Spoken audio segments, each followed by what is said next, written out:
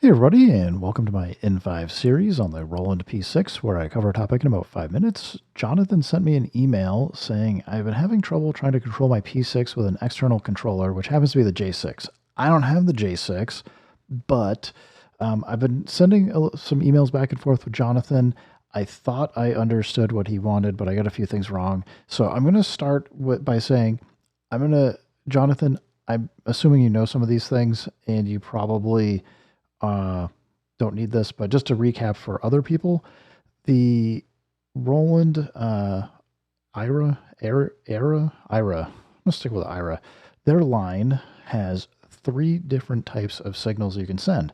The first one on the back here is MIDI, and these MIDI ports are able to send MIDI data, which is basically just note on, note off, control change, program change data. It is basically expressing how other instruments should play musical content, but it does not actually contain any audio. It's important to know because I know some people get confused on that. So it doesn't send audio, just MIDI, just note data. The sync here allows us to send a clock effectively that we can sync to things like the Teenage Engineering Pocket Operator. The clocks will send various like either 16th note pulses or 24 note pulses or whatever, but this basically allows two devices to stay in sync with each other, where it basically just says play the next note, play the next note, play the next note. That's effectively what the sync is doing. And then where we have mix here on the IRA line, it gives us a audio in and out. So the reason I want to explain this is it's important to just make sure that you have your expectations set for what types of data you're sending and what kind of behavior you'll get. Now, I hadn't understood that what Jonathan was trying to do is use the J6 to actually play notes and get those to play on the P6. So I was thinking a certain type of configuration, but getting the video is like, oh, okay, now I see. So I've got the S-1, and the thing that it can do is it only outputs one MIDI channel. And I'm going to hold Shift and go Menu. And if you scroll through, I'd already kind of gone to channel just to test some stuff. But if you go down near the end, you'll see CH, and that's just the channel. That's the one channel it will send to and from. It's going to, by default, be, I think, 3. Let's go change it to 15, and this will make sense in a minute. But we're going to exit out, and you can already see we're able to trigger.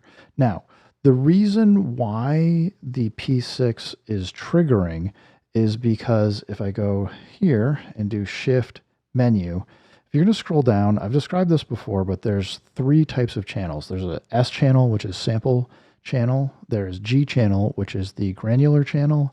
And there's A channel, which is the auto channel. And importantly, the A channel is set to channel 15, which happens to be what we just set on the Roland S-1. And what is happening is, actually I should explain the three channels. I'll do that again. The S channel, which is a sample channel, allows you to trigger these big pads here. It doesn't trigger the chops if you have any chops on those pads. But you can do a few things that's kind of cool, like trigger with the S channel the main pads. I think the S channel is by default channel 6, maybe? I forget.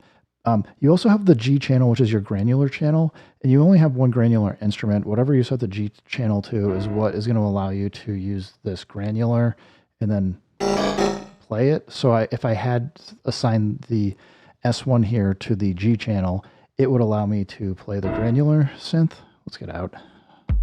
So what's happening though with the A channel, which is the channel 15, we've got both of these set to for 15 to send, because we have MIDI out going to the MIDI in.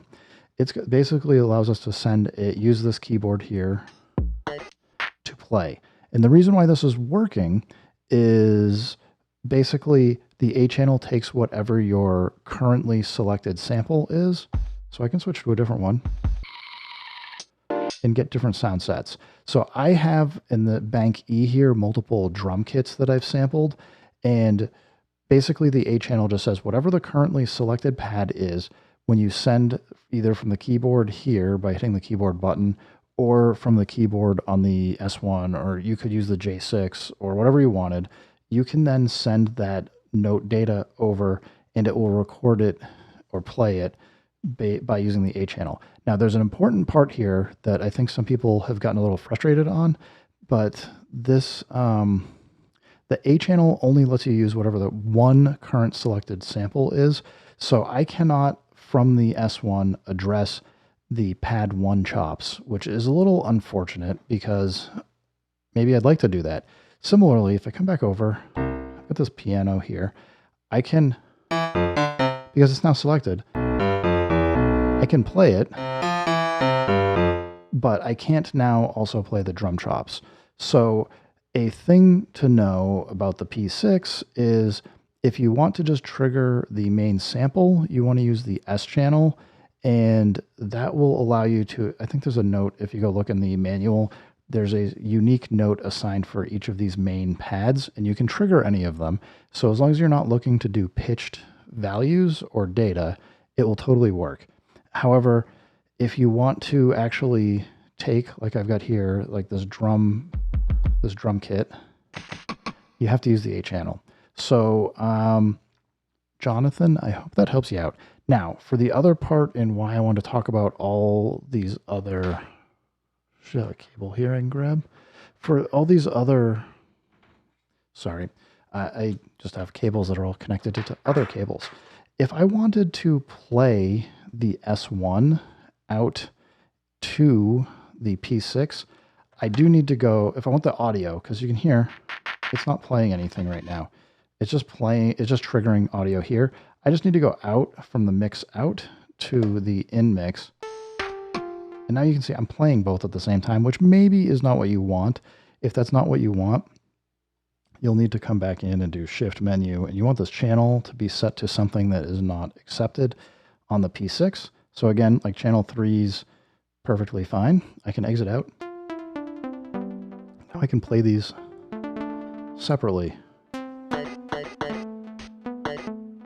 Now, how do you want to personally operate? I don't know. It's hard to say, but I hope that gives you at least enough information for anybody that's trying to figure these things out on how best to consider hooking things up and setting them up so that you can then either use your MIDI control, or if you want to, stack audio so that you can have multiples chained together and mix your audio together, is another way to go.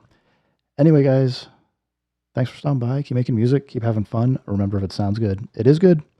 And peace.